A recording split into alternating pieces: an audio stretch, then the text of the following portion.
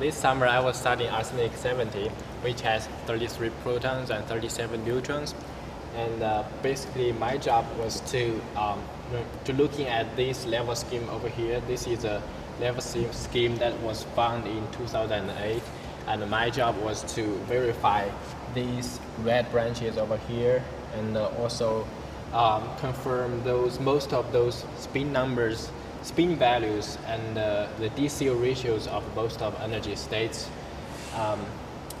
First of all, let's look at where this nucleus is. It is located somewhere in this nuclear landscape. This x-axis is a neutron number and the y-axis is a proton number. So it is somewhere here, which is a proton-rich region. So the reason we're studying this nucleus is that the property changes a lot as the number of the proton and the neutron changes a little bit. Here, in this picture, we're looking at the setup at Florida State University. This whole stuff is just a detector arrays, and all these cylinder stuff are detectors that are pointing to the same center. And at the center, we have this fusion reaction. The first step is just to fire a beam of sodium-23 into iron 54, so we can get 2 protons, 1 neutron, and 1 alpha particle. And also our interested arsenic 70 nucleus. Here we're looking, these 2 plots are 2 types of radiation. This is dipole radiation and this is quadrupole radiation.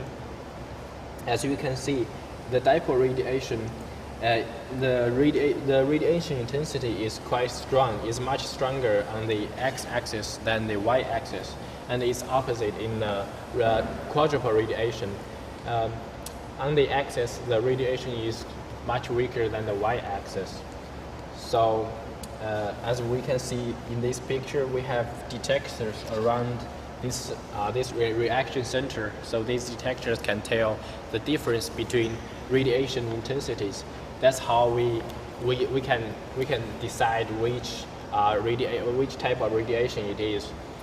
These 2 plots are the DCO ratio plots, and basically what we're trying to find is to find which theoretical result agrees best with our experimental result, and we want the agreeing range to be as small as possible.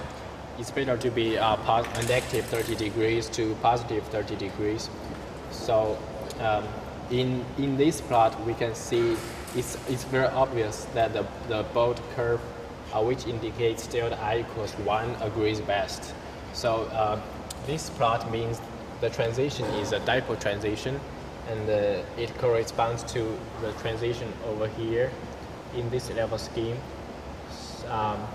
So I add 1, delta I equals 1 to these 10 spin values here.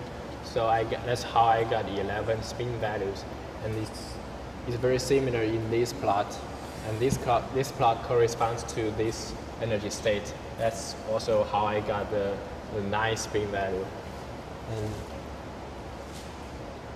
And this is a spectrum in which I saw these 2 peaks, which can correspond to these 3 transitions in my final level scheme.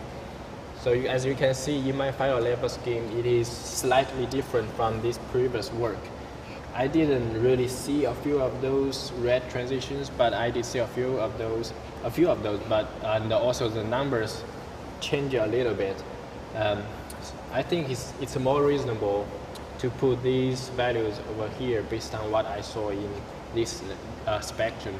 And also, I got these 2 spin values, and I verified most of the spin values in most states and most DCO ratios. So these are 4 conclusions. Yeah, that's